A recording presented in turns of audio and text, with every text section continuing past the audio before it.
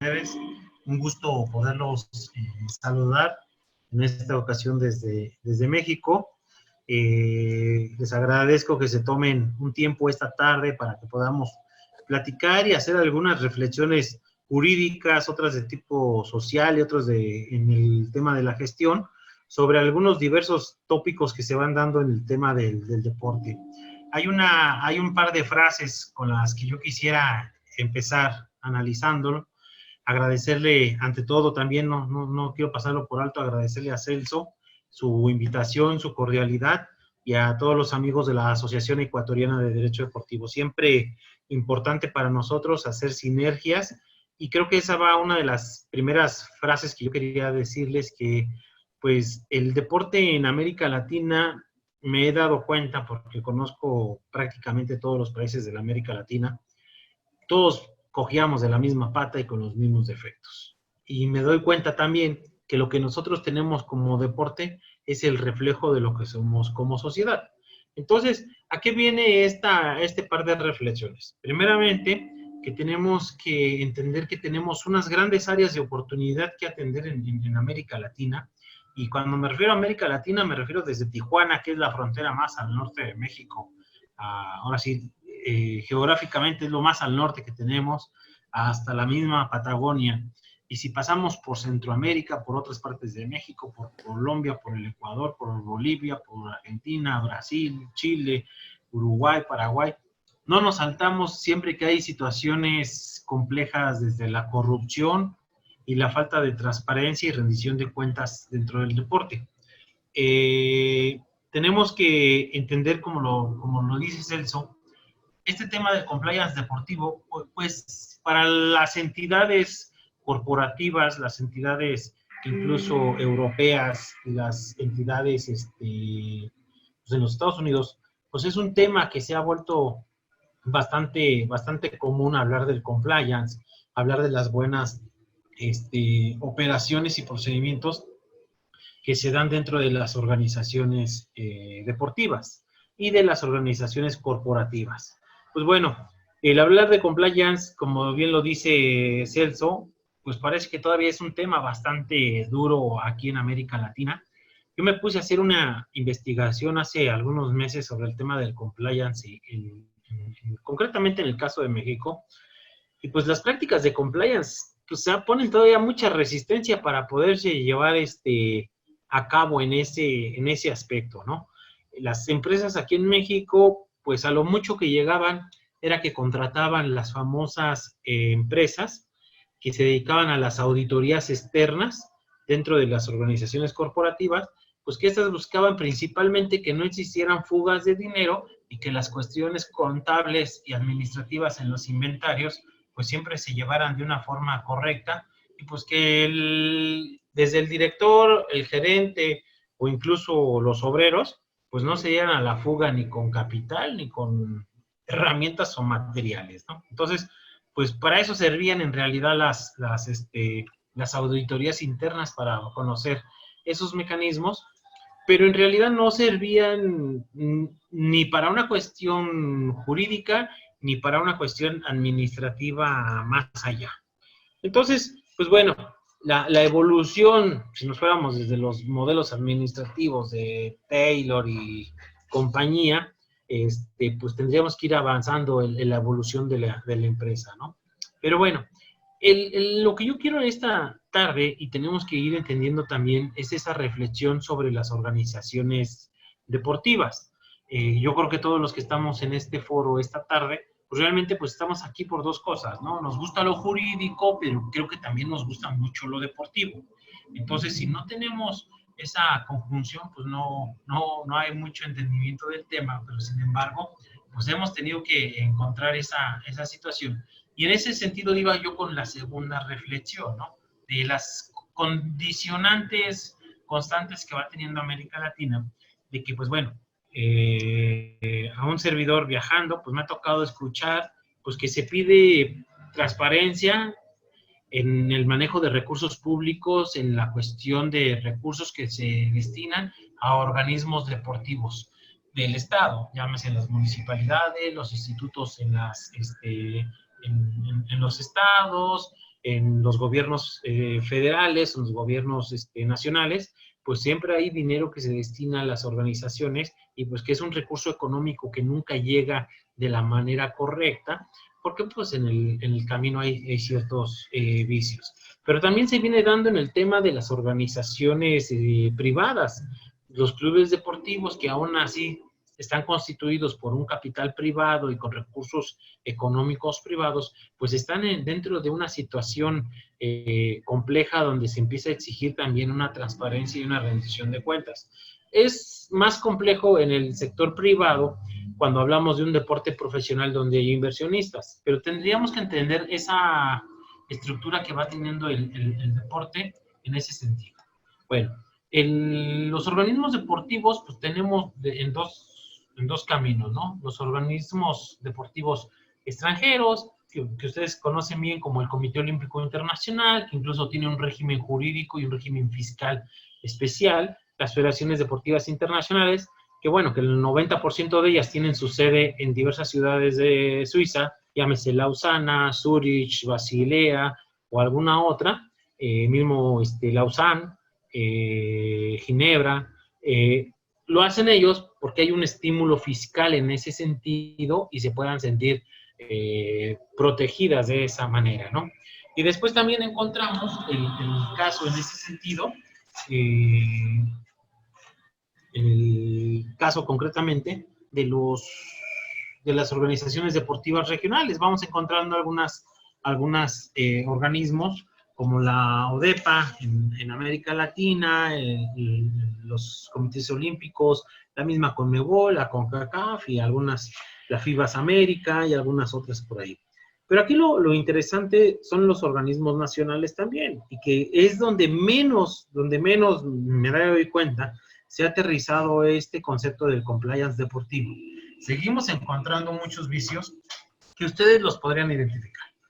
El tema de la desviación de fondos creo que es lo más común que sucede en la administración pública. Pero también nos encontramos el caso en el deporte privado, en el deporte federado, pues presidentes de federaciones o asociaciones nacionales o estatales, que en el caso de México hay gente que tiene 20, 24, 28, hasta 30 años al frente de una misma federación deportiva.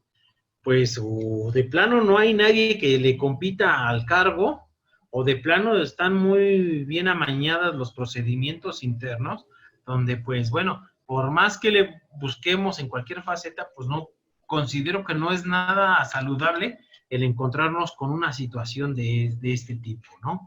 Y entonces tenemos una estructura también nacional, por ejemplo, el caso de México, tenemos una Comisión Nacional de Cultura Física y Deporte, que nosotros conocemos como la CONADE, que es el órgano de la Administración Pública Federal, que se encarga de llevar la política pública en materia deportiva en México.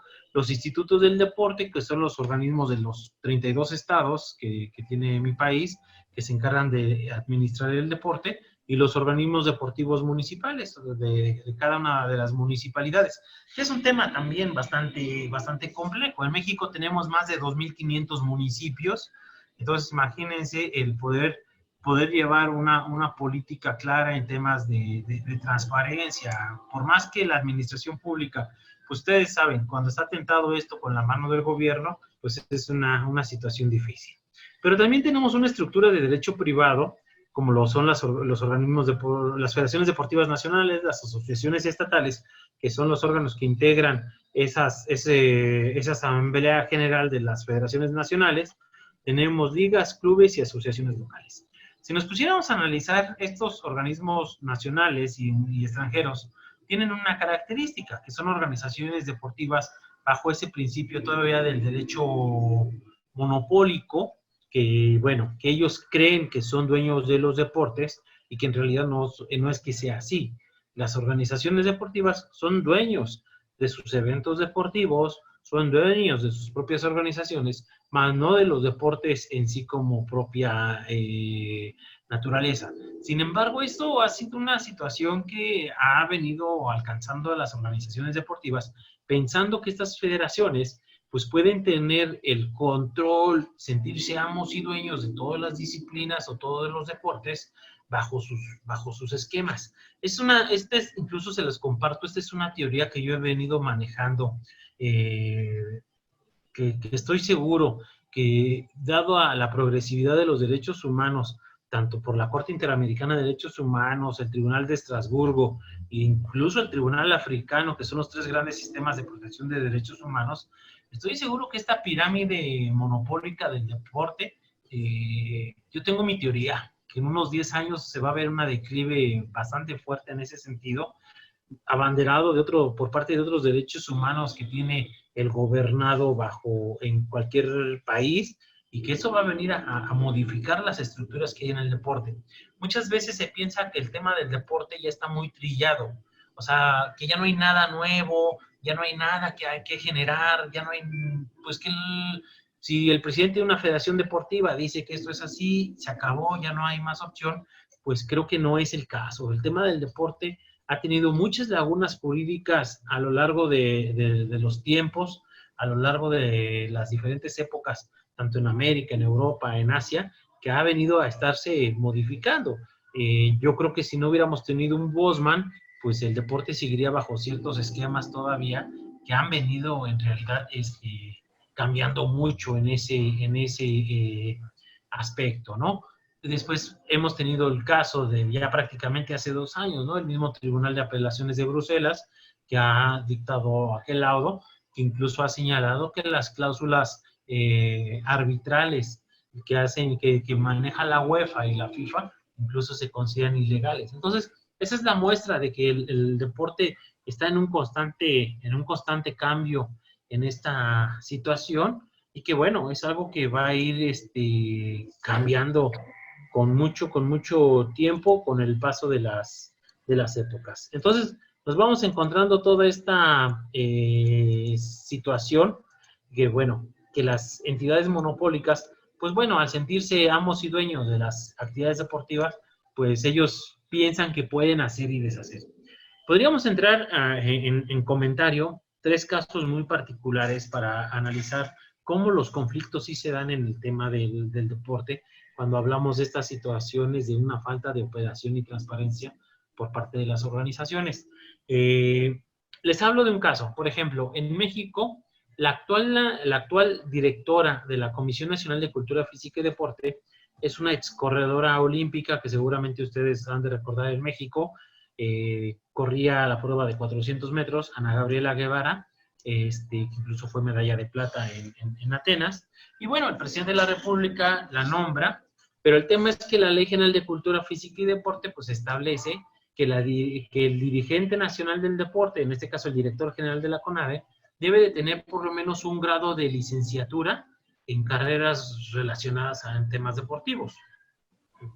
Sí es cierto que como atleta toma ciertas experiencias, ciertas áreas de capacitación y todo, pero eso no te da las herramientas necesarias para ser el dirigente deportivo nacional. Yo coincido con algunos autores españoles, incluso el doctor Cazorla, en uno de sus textos hace ese señalamiento, ¿no? El buen dirigente deportivo, ¿quién es? Pues es aquella persona, no necesariamente que haya sido atleta, sino es aquel que tiene conocimientos en administración, en gestión, en finanzas, mercadotecnia, obvio en derecho. En este caso ya nos dimos cuenta que existe una especialidad que se llama derecho deportivo, y que pues bueno, no es que sepas de competencia económica, que no está por demás, o conocer incluso de derecho de familia, pero tienes que conocer de los aspectos jurídicos netamente del deporte. Y bueno, y habla de más áreas del conocimiento, incluyendo las ciencias aplicadas al deporte, como la medicina, la nutrición y la psicología, pues tienen que ir en la formación de un dirigente deportivo. Bueno, la corredora, pues como yo les comentaba el caso, pues solamente tiene el grado de nivel secundaria en México, o sea, ni siquiera es bachiller, o sea, todavía está por debajo del bachiller, es su grado académico. ¿Qué es lo que hizo el presidente de la República? Pues en lugar de buscar una persona que cumpliera con el perfil, pues definitivamente lo que hizo fue mandar con los congresistas a que se modificara la ley y que se pudiera aceptar una persona con ese perfil. O sea, difícil que pudiéramos ir con una persona así a hablarle de compliance deportivo en ese sentido. Después tenemos otro caso que me gustaría mencionar y yo creo que al final podemos generar un cierto cuestionamiento sobre esa situación. El día de hoy se ha hecho un anuncio oficial de la estructura del fútbol mexicano. Y eso también es un tema que va relacionado con el compliance. ¿Por qué? Porque lo que el compliance quiere es el cumplimiento de la normatividad, tanto administrativa, económica, financiera y jurídica dentro de las organizaciones deportivas. Así, tan fácil yo se los podría resumir en ese sentido. ¿Cuál fue el anuncio que se hizo el día de hoy? Pues bueno, se los voy a comentar. El presidente de México tenemos una estructura, denme un segundo, tenemos una estructura de 4 niveles, lo que es la Liga MX, que es la primera división en México, lo que es la Liga de Ascenso MX, que es la liga que se juega previa para poder ascender a la primera división, y tenemos lo que es la segunda división, que nosotros le denominamos Liga Premier, bueno, no nosotros, los federativos le pusieron ese nombre, y la tercera división. Pues como cualquier otra liga, se supone en Europa, pues los equipos tienen derecho a un ascenso, descenso, de acuerdo a ciertas características, que tiene menos puntos o el que logró el último lugar en la tabla, hay diferentes criterios. Pues resulta que el día de hoy se ha hecho un anuncio donde los equipos de primera división han modificado todo el reglamento, no les ha importado lo que digan estatutos, y han desaparecido formalmente a la liga de ascenso. Y han señalado que los equipos de la primera división no podrán descender por los próximos 5 años. O sea, es un tema fatal en ese sentido y habría que verlo por varias aristas, por varias circunstancias, ¿no? Nos vamos encontrando ese camino de que entonces los jóvenes que están en una tercera división, sus equipos, aunque sean campeones, no van a poder ascender, ni los de segunda división, aunque sean campeones que tengan un proyecto deportivo de 3, 4, 5 años para buscar un probable ascenso, pues tampoco tienen derecho a ascender los próximos 5 años y estás terminando con una generación de jóvenes deportistas. Entonces, este es un ejemplo de lo que el día de hoy se está viviendo en México, de una falta de un compliance deportivo, de respetar las normatividades en ese sentido. Están prevaleciendo otros tipos de intereses. ¿Por qué? ¿Por qué se hace esto? No por otra situación. Hay 3 motivos. Uno se llama el Atlas, uno se llama las Chivas y otro se llama el Club Puebla, que son los 3 equipos que tienen un cierto poderío económico también en el fútbol mexicano, y lo que se pretende es salvarlos a ellos y que no desciendan. Entonces, no existe una situación deportiva, ni de planeación, ni pensando en los jóvenes, ni pensando en el buen fútbol, ni pensando en formar mejores selecciones para enfrentar las próximas Copas del Mundo. No, es una cuestión meramente económica de monopolio dentro de estas organizaciones. Entonces, vamos encontrando en este proceso de evolución de entidades corporativas el tema de que se empieza a desarrollar el buscar un mecanismo. Yo le comentaba a Celso, incluso antes de entrar al aire con ustedes, pues que la gente en México, la gente en Centroamérica, la gente en Sudamérica, está ávida y necesitada de una justicia deportiva. O sea, me ha tocado atender muchísimas llamadas, me ha tocado atender muchísimas comunicaciones y me doy cuenta de que la población, pues en realidad lo que está buscando es una justicia deportiva que no llega, pero no solamente en la cuestión individual, sino también el deporte está exigiendo ya una situación de hablar de transparencia en las organizaciones deportivas. Entonces, el compliance, que bueno, que en una de las definiciones que nos ha dado la doctrina internacional en este sentido, especializada, pues nos dice que el compliance o cumplimiento normativo consiste en establecer políticas y procedimientos adecuados y procedimientos para garantizar que una empresa, incluidos sus directivos, empleados y agentes vinculados, cumplan con el marco normativo. Yo se los resumí hace unos instantes. En realidad, ¿qué es el compliance? Pues es esto, buscar en que haya una transparencia y un cumplimiento de las normas, de las cuestiones financieras, administrativas, jurídicas y operativas de las entidades. Y esto se está llevando al deporte, porque el deporte está teniendo esta exigencia. Hablar de compliance no es hablar de un tema no es hablar de un tema nuevo, es un tema que ya ha venido existiendo desde hace mucho tiempo. Desafortunadamente, lo decíamos, en América Latina pues no se le ha dado esa seriedad, ni ese estudio, ni ese desarrollo, pues que quisiéramos que tuviera como en otras latitudes, ¿no? Uno de los primeros documentos fue en Italia, precisamente se creó el Comité Sponsoring of Organization of the Three-Way Commission, el famoso COSO, que este comité pues empezó a trabajar sobre algunos componentes, pues bueno, sobre el tema de dar esta transparencia, ¿no? El comité no es algo nuevo, no es tampoco un documento viejo, es algo que se ha venido actualizando cada 4 años. Este comité todavía sigue siendo vigente hasta el día de hoy. Y bueno, y ellos hablaban de 5 componentes básicos que tenía que tener toda organización deportiva en ese sentido, ¿no? Después tenemos uno de los documentos que yo considero bastante importantes, que es la Cámara de Comercio Internacional, que ellos también han generado documentos para trabajar este desarrollo de la transparencia corporativa y de las organizaciones, ¿no? Entonces vamos teniendo ese mecanismo ahí. Ellos ya hablan de 7 puntos que creo que empiezan a ser también bastante evolutivos por ahí, y que bueno, hablan ya de una prohibición del soborno y la extorsión dentro de toda unidad económica, dentro de toda empresa, de representantes, cómo regular el tema de los representantes y los intermediarios de las empresas, los donativos políticos, beneficios y patrocinios, el obsequio, atenciones y gastos, el pago de facilitación, las políticas corporativas y el registro financiero y auditoría que deberían de tener toda organización, toda empresa en ese sentido. Entonces, esto empezó a ser una evolución bastante interesante de cómo ese mecanismo de cuidar las cuentas, ¿no? O sea, aquí empezamos a entrar con temas de ética, incluso de ética corporativa, temas de moral en un buen aspecto comercial. ¿Hasta dónde es válido que tú como empresa crezcas a través del soborno o la extorsión de funcionarios públicos, ¿no? ¿Qué tan correcto es en ese sentido? Yo soy de los convencidos de que hay que crecer, pero no debes de crecer bajo los principios de la corrupción o de las malas operaciones en ese sentido, ¿no?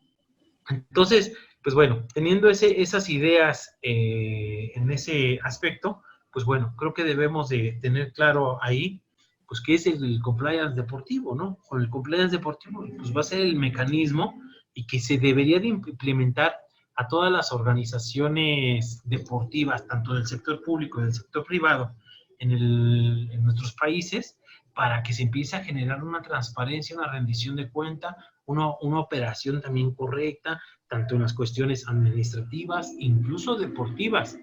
Hemos encontrado muchas historias en nuestros países sobre situaciones de que hay atletas que ganan un lugar para participar en Juegos Olímpicos, pero resulta que pues tienen un conflicto con el presidente de la asociación o de la Federación Nacional, o el sobrino del presidente de la Federación Nacional, pues también es atleta que quedó fuera, y entonces empiezan a llenar el camino con cosas complejas a los atletas para dejarlo fuera, o de plano al descaro de que toman la decisión de no registrarlo y registran al familiar con el fin de que el familiar vaya y tenga la experiencia de participar en un evento internacional, en un evento, incluso una situación de Juegos Olímpicos. Entonces, creo que ahí es un tema bastante interesante de que se necesitan estos mecanismos si queremos empezar a transformar ya el deporte dentro de nuestros países,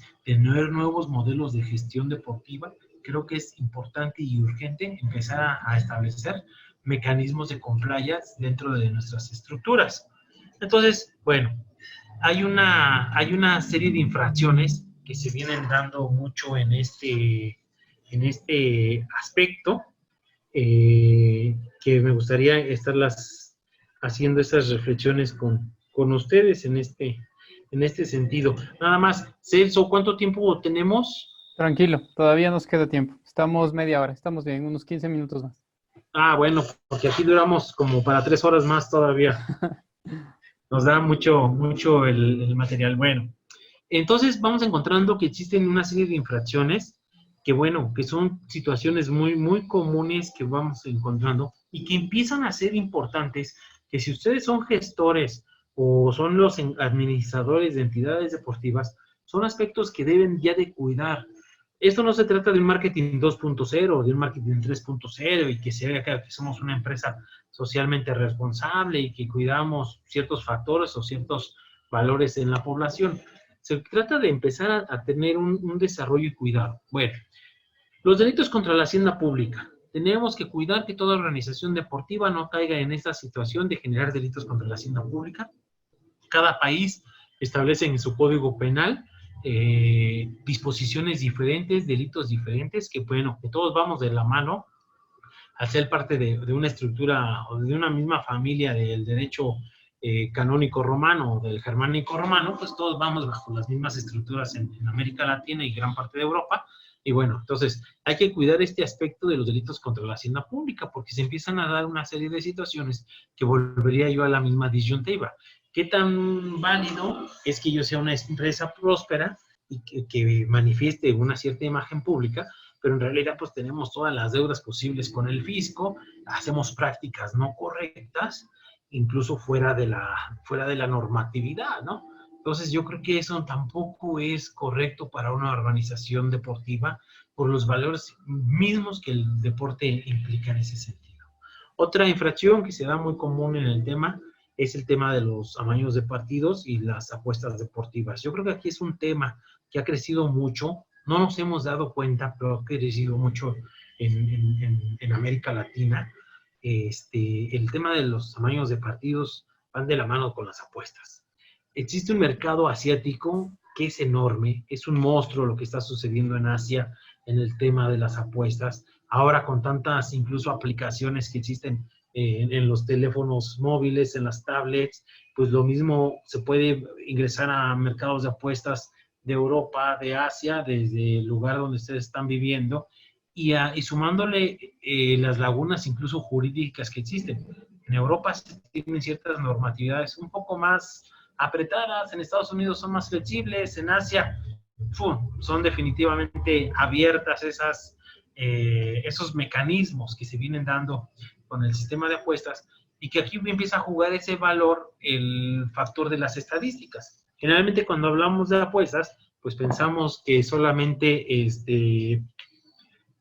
hablan de las apuestas del resultado deportivo, ¿no? Vamos, el equipo A va a jugar contra el equipo B y resulta pues, que yo voy a apostar una cantidad si es que esos equipos, gana por más de 2 goles de diferencia o gana definitivamente. No importa cuántos, pero el chiste es que gane, ¿no?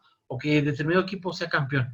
No, los mercados de apuestas con las estadísticas se están yendo muy más allá en Europa con los números, ¿no? Cuando hablamos de estadísticas, de repente se nos hace más familiar, pues en el baloncesto, en la misma NFL, pues son juegos que más dependen más del tema de pases, yardas, las yardas que corre un determinado jugador, pero en el fútbol soccer, que seguramente a muchos de ustedes también les encanta la práctica del fútbol soccer, nos vamos encontrando esta razón en el sentido de que hay estadísticas que dicen, bueno, yo apuesto $2,000, por decir una cantidad, a que el equipo azul va a cobrar a favor 16 tiros de esquina. Entonces tú dices y ves la estadística y dices, bueno, 16 tiros de esquina, pues tendrías que ser un equipo apabullante, estar todo el tiempo encima para que se pueda dar. Pues bueno, ¿qué creen? Se dan ese tipo de estadísticas, ¿no? Voy a pagar una cierta cantidad si es que a determinado jugador o determinado equipo cobra 10 saques de meta durante el partido.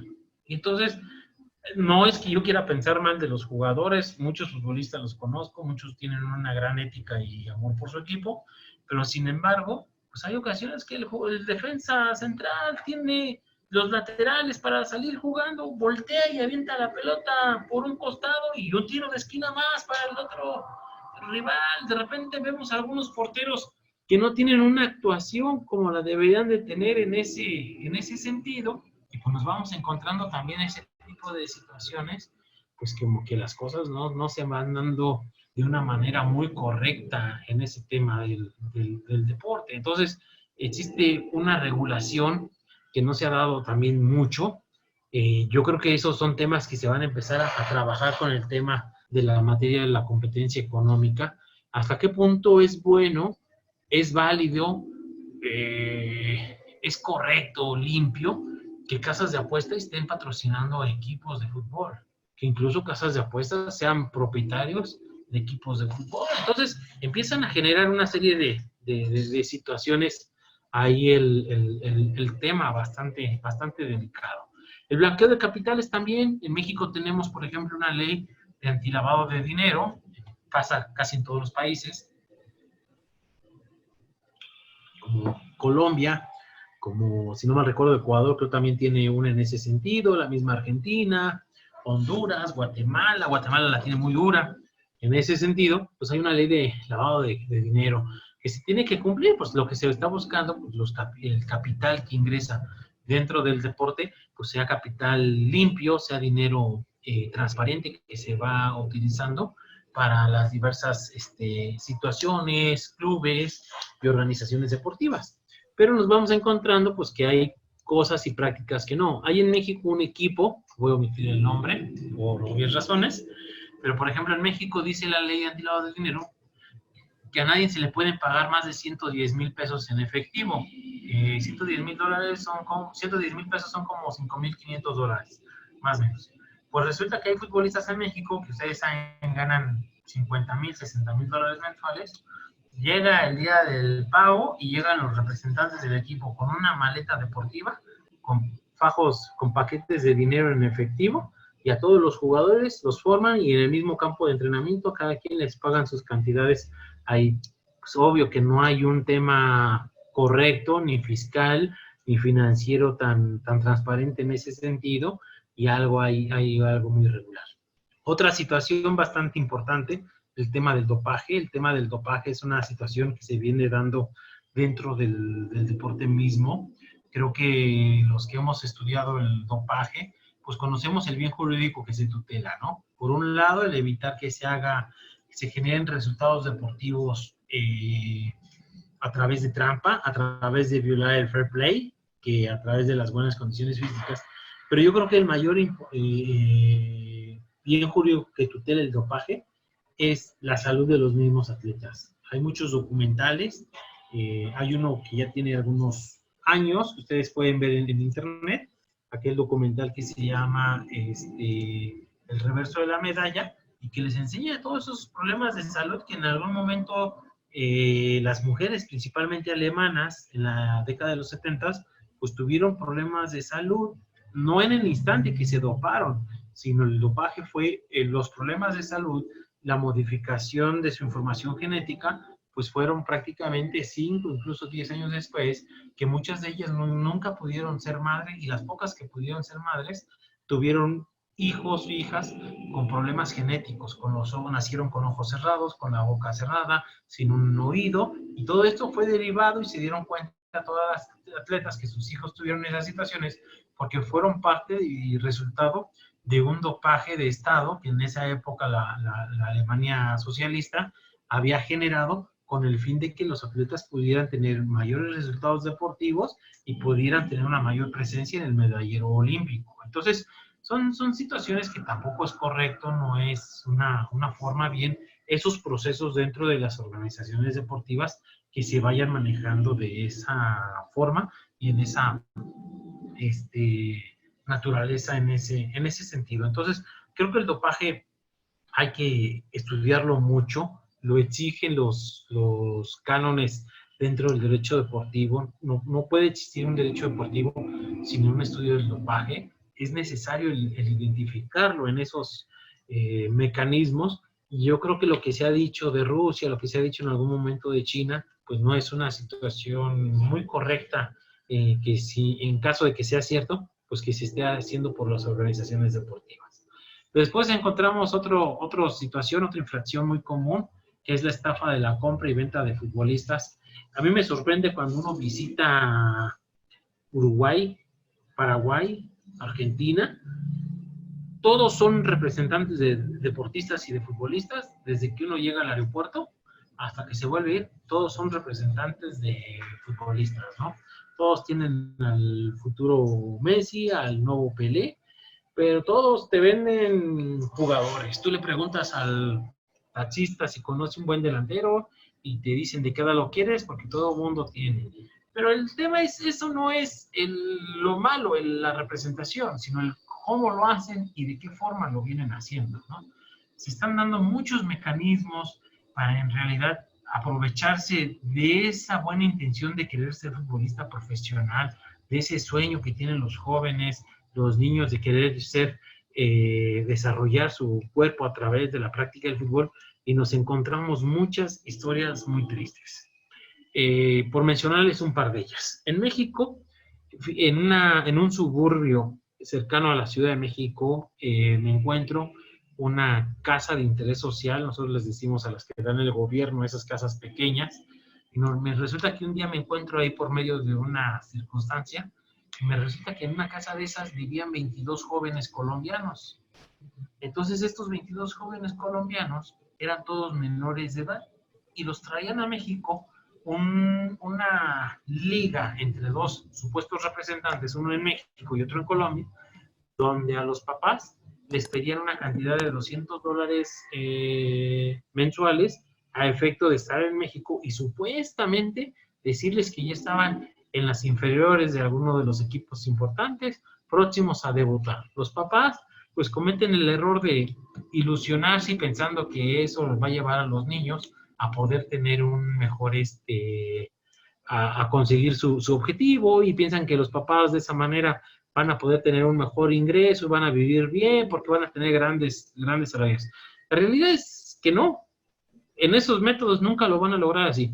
Primero, quienes conocemos sabemos que las transferencias de jugadores menores de edad están prohibidas en el extranjero, salvo algunas situaciones muy específicas que señala la FIFA, pero que son muy complicadas de poderlas acreditar, y que es la misma Comisión del Estatuto del Jugador en Suiza, que es la que te autoriza ese cambio de asociación nacional y de autorización para que un menor pueda jugar. El tema es que estos muchachos viven con un solo sanitario en una casa que nada más tiene 4 recámaras, unos durmiendo en el suelo, otros durmiendo en literas, otros durmiendo en malas condiciones, una alimentación pésima. ¿Y qué es lo que hacen estos supuestos promotores? Consiguen partidos amistosos con las filiales de algunos equipos de primera división, de la Liga de Ascenso en su momento, y pues bueno, tomaban fotografías y todo, los mandaban a Colombia, le decían, mira papá, mira mamá, hoy jugamos contra el América de México, jugamos contra el Cruz Azul, y mira, ya estamos jugando contra ellos, y pronto voy a transferirme a otro equipo, y los padres ilusionados cada mes pagando $200, $300. Entonces, es una situación no correcta en ese aspecto, en ese sentido, y la gente que está en México sabe que nunca lo van a lograr, porque no son ni los mecanismos ni las formas en trabajar eso. Hay otros clubes, tendríamos también que hablar del papel de los clubes profesionales en México, por citar un ejemplo. Esto también es muy, muy común en Centroamérica, que los equipos de la segunda, la tercera división, pues no tienen los recursos económicos para subsistir.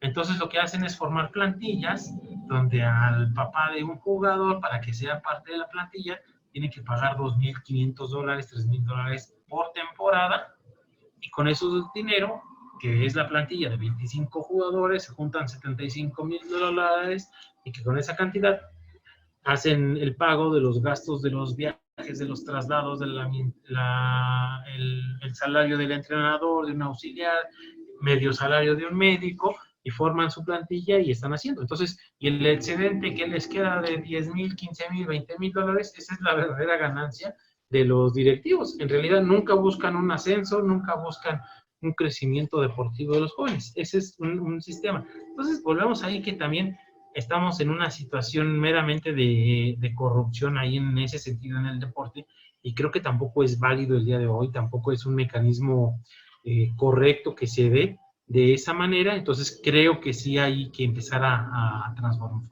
transformar. Creo que son mecanismos no dignos para las organizaciones deportivas. La gente, nuestros países están pidiendo que el deporte sea el mecanismo para reintegrar a la sociedad, para generar un nuevo tejido social, para generar calidad de vida entre la población, generar mejores formas de salud. Eso es lo que se busca del deporte, no este tipo de infracciones. Otra situación muy frecuente pues, es el tema de la violencia y la incitación al odio. Hay estudios, y yo soy convencido de ello, de que la violencia que se genera en los eventos deportivos en la cancha de juego se transmite hacia la tribuna, incluso más allá del televisor. Entonces creo que las organizaciones deportivas también tienen que empezar a cuidar eso con sus propios elementos, con sus propios jugadores, en que la violencia no nos va a dejar nada bueno. Creo que nuestros países siempre han sido muy violentos y que más violencia no. Entonces creo que el deporte se ha utilizado como una válvula de escape por las barras en algún momento y que en realidad eso no te va a ayudar a nada. Es una válvula de escape nada más, socialmente hablando, no te ayuda a una transformación de la sociedad. Pero entonces el tema de la violencia pues hay que empezarlo a erradicar desde los dirigentes, desde los medios de comunicación, papel importante de los medios de comunicación, porque ellos empiezan a generar. ¿Qué es lo que tenemos que hacer como organización deportiva? El trabajar bajo la prevención y prevenir a través de estrategias de que esa violencia se pueda seguir generando dentro de la organización deportiva. La organización deportiva no se puede permitir ser parte de esos entes que generen esa violencia deportiva concretamente. Después tenemos dos temas muy buenos que ojalá ustedes cada uno de esos temas puedan profundizar más. Cada tema da para tesis, para investigaciones, para libros completos, definitivamente. Si queremos transformar esto, tenemos que empezar a estudiar mucho todos esos temas. Tenemos el tema de la piratería, tanto la material y la audiovisual.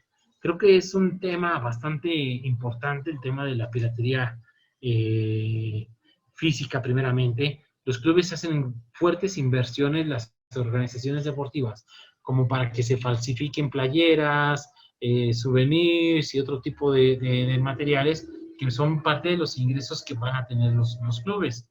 El tema de la piratería audiovisual, importante, es un tema que ha crecido muchísimo, no solamente en México, en Europa. Yo creo que muchos de ustedes recuerdan a la famosa Roja TV, cómo era la alternativa para ver muchos partidos de fútbol de cualquier liga sudamericana, europea, que cuando tenía restricciones en nuestros países por las compañías, por las televisoras, por Fox Sports, por ESPN o alguna televisora nacional, pues no se podía ver determinado juego, o de repente no estábamos en casa y no teníamos el cable, o la transmisión de determinado partido de la Liga Española no se puede transmitir en nuestro país, nadie lo transmite, y pues bueno, se volvía un mecanismo de poder ver y encontrar canales y formas de transmisión y veíamos ese partido.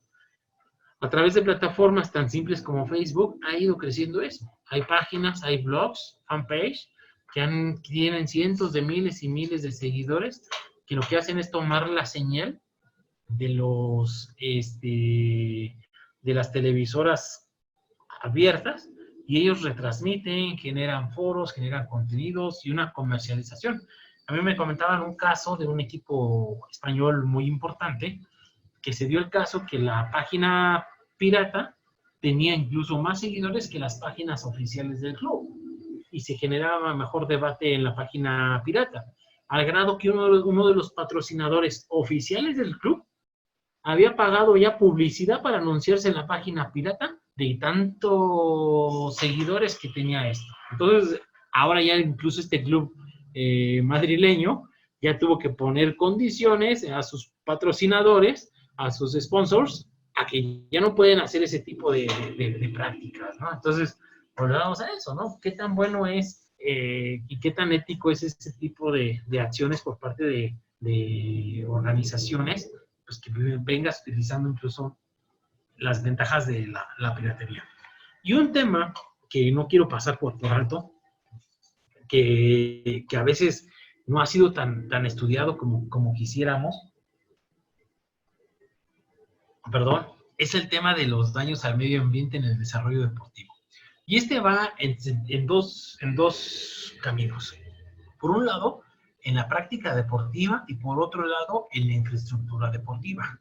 Verdaderamente, sabemos que cuando se realizan actividades deportivas existen alteraciones al medio ambiente y creo que ahora con este tema del COVID, que la población mundial está encerrada, pues hemos podido ver videos en Europa, ahora ya en América, de cómo andan los venados en la calle, los osos, los peces, cocodrilos cerca de las playas o en las calles. Entonces, el medio ambiente está intentando regresar a su hábitat y que es una situación que se ha venido perdiendo con todo esto.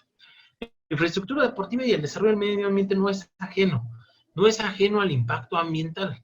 Yo los invito a ustedes que cuando la próxima semana o cuando tengan la oportunidad de salir a las calles nuevamente a realizar actividades físicas, piensen un poco en el medio ambiente. Ustedes, ¿cómo alteran el medio ambiente en el momento en que realizan una práctica deportiva? Y esto va incluso desde que si ustedes solamente acostumbran ir a un gimnasio a correr en una caminadora, a hacer elíptica, pues el gasto de la energía eléctrica que se viene realizando, el consumo, la quema de minas que se viene consumiendo con las energías no renovables en ese sentido, ¿no? La infraestructura, la construcción de un estadio, de un domo, de una arena, cómo empieza a impactar en el medio ambiente.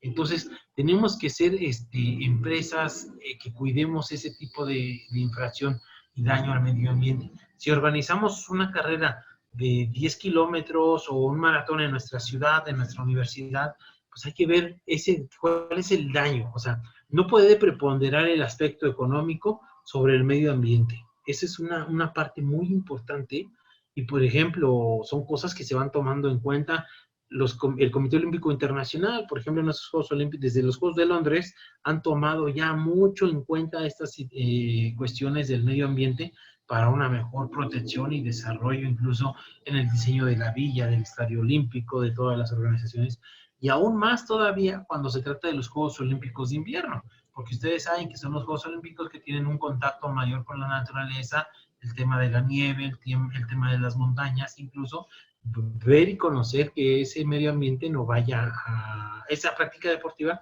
no dañe ese medio ambiente.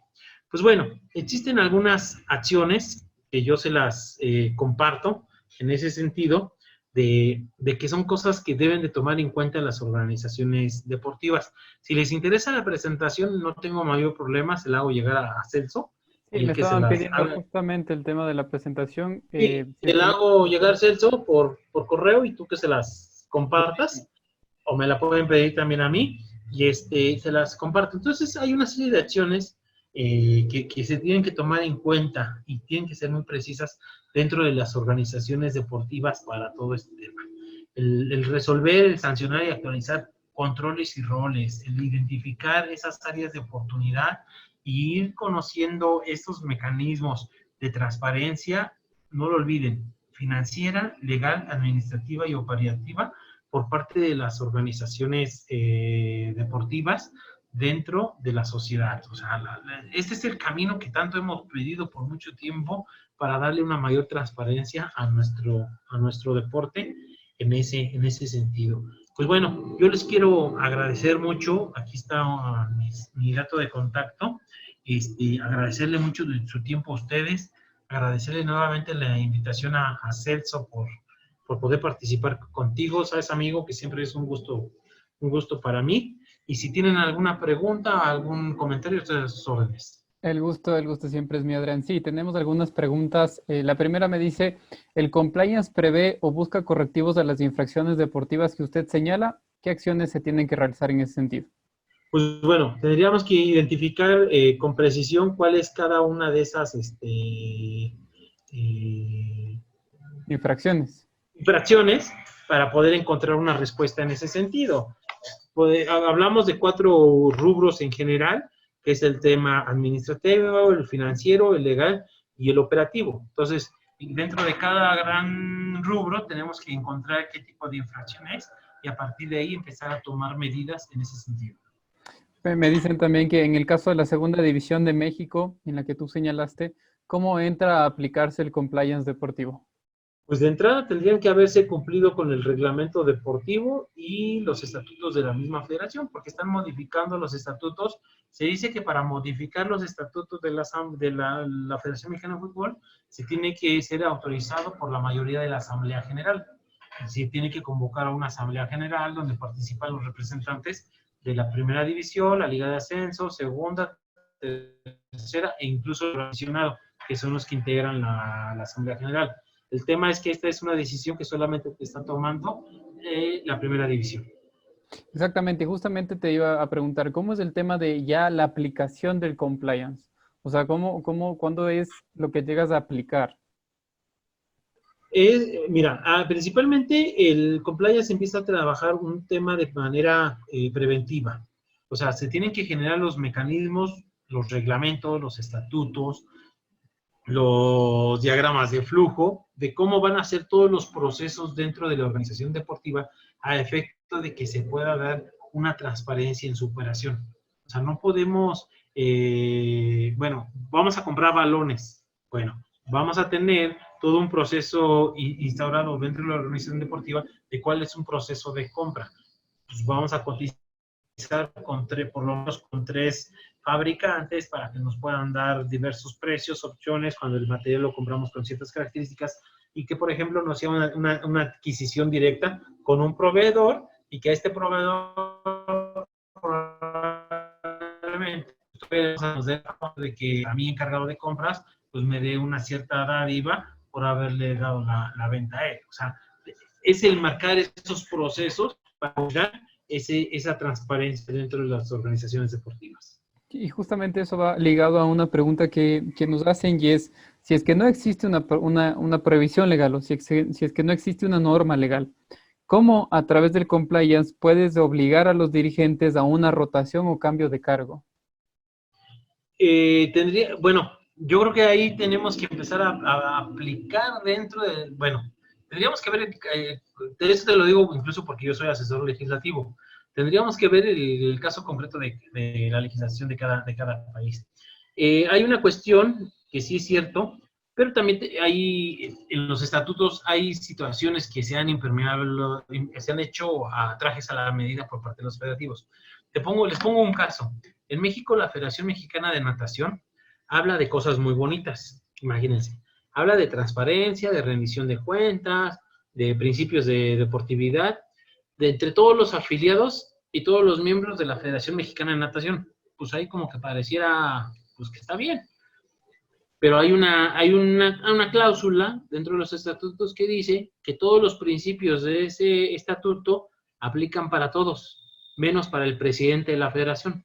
Entonces, el presidente de la federación, pues él no puede dar transparencia, no puede dar rendición de cuentas, no da informes, no da esto y no da nada. Entonces, a esa cosa es lo que ha recurrido. Al no existir un ordenamiento legal que vaya regulando a todas las organizaciones deportivas, pues cada quien sigue haciendo eso de esa manera. Si bien es cierto, existe una autonomía, pues habría que tener un control bajo ese mecanismo y generar un marco legislativo en esa forma. Por eso es que la gente se está cansando de las organizaciones deportivas, porque no es posible que todos estemos obligados a dar una transparencia y resulta que el presidente de la Federación Nacional es el único autorizado a no ser transparente, ¿no? Entonces, eso es lo que ha venido cansando a la gente. Ahora en México, por ejemplo, hablamos un poco del porrismo, del cheerleading, y nos encontramos situaciones de que, por ejemplo, aquí cada estado ya tiene una asociación no reconocida por la Federación Mexicana, e incluso se hace un campeonato nacional de organizaciones no reconocidas. La gente ya está cansada de la estructura y de las formas de trabajo que han venido y que vienen haciendo las federaciones deportivas. De acuerdo, ¿conoces alguna federación que ya esté aplicando el tema de compliance? Sí, ya conozco algunas en México y bastantes en Europa.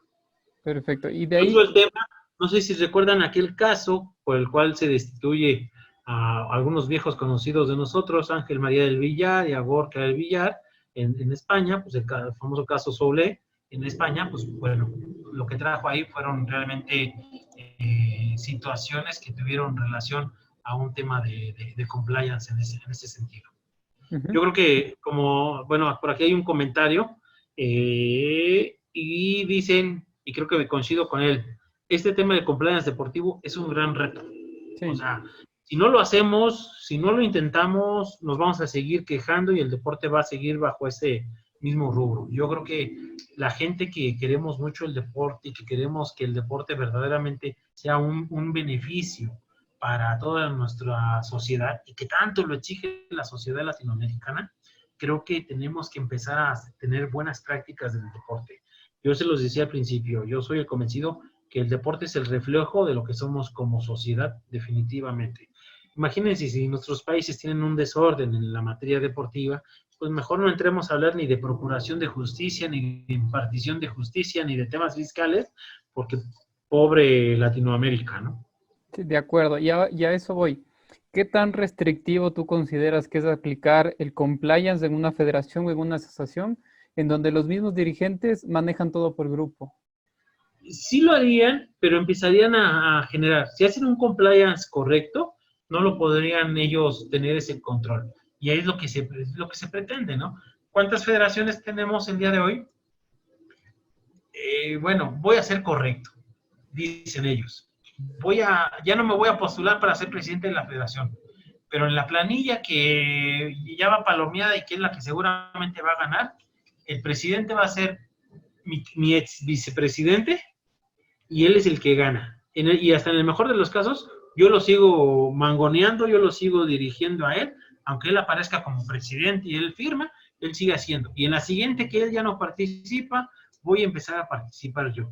Por eso, importante el documento que yo les mencionaba, de que existen ya documentos internacionales, incluso en México, el Consejo Coordinador Empresarial en México ya ha sacado manuales de este tipo de temas y que lo mismo existen. Seguramente si ustedes se ponen a ver cada uno de sus países, en Ecuador, en Colombia, en Centroamérica, el tema de compliance corporativo, cómo se viene practicando, van a encontrar información porque se van a dar cuenta que nos empiezan incluso a señalar cómo se tienen que hacer las asambleas de las federaciones. Una cosa tan simple nos lo viene a establecer.